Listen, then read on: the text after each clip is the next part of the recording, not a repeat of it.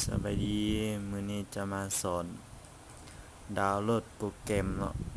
กล้องวงจรเบิ่งผ่านมือถือยี่ห้อดาหัวเนาะอ่ามื้อนี้จะใช้Android เนาะก่อนอื่นเข้า Play Store เนาะจะมาดาวน์โหลดโปรแกรมG D M S S ตัวนี้เนาะไลน์มันจะขึ้นมานี่เนาะ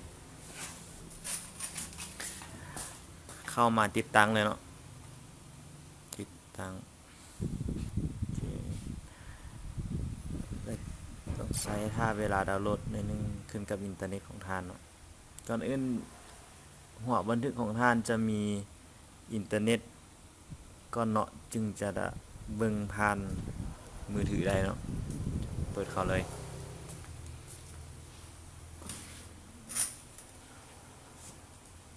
อนุมัติเลยเนาะอนุมัติไปเลย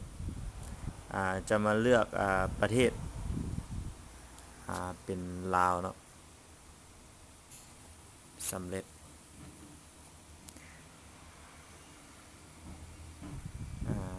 จะเข้ากล้องเนาะเข้ากล้องตัวทำอินเลยเนาะโอเคกดยกเลิกไปก่อนเนาะตัวนี้จะเข้าตัวเป็นกล้องแล้วเป็นขีดลายๆเนี่ยเนาะเข้าตัวแจเข้าปุ๊บจะมาเข้าเพิ่มอุปกรณ์เนาะโอเคจะเป็นหน้าตาในนี้เนาะจะมาเข้าอุปกรณ์ที่ใช้สายตัวนี้เนาะเห็นกล้องเป็นสายแลนทั้งรุ่ม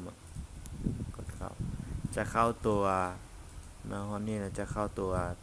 พี่สองพี่นี่เนาะเข้าไปตัวนักบิดนี่จะเขียนชื่อเนาะชื่อของกองเนาะจะเป็นกองเงินกองฮานกองโรงงานบ่นี่เนาะเขียนเข้าไปเนาะตัวนี้จะ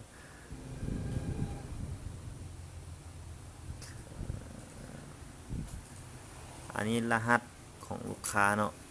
ที่ได้ตั้งไปเนาะเขียนรหัสตัวนี้เข้าไปเนาะเขียนอะไรไปก็ได้เนาะเขียนรหัสลูกค้าเนาะ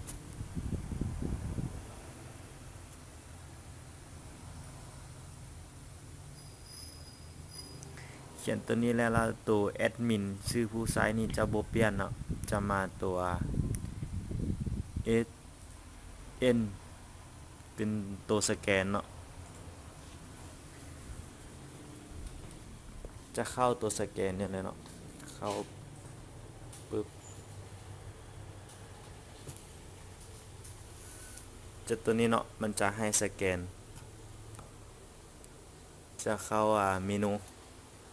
นูรหัสผ่านของท่านเนาะตัวนี้เนาะ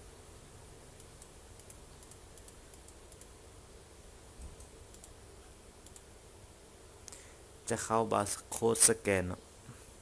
เข้าตัวนี้แล้วมันจะมีออกมาเลยเนาะแล้วก็ดูภาพสดก็จะได้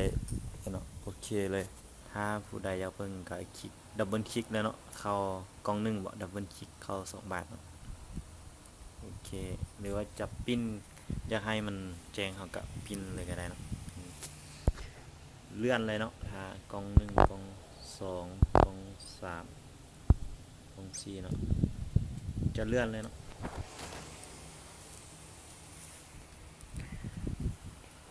นี่เนาะโอเคตัวปิดตัวเปิดกล้องจะมีตัวยูแจนี่เนาะตัวเป็นสี่เหลี่ยมแล้วจะเป็นรูปมงอยู่นี่เนาะเปิดปิดเนาะ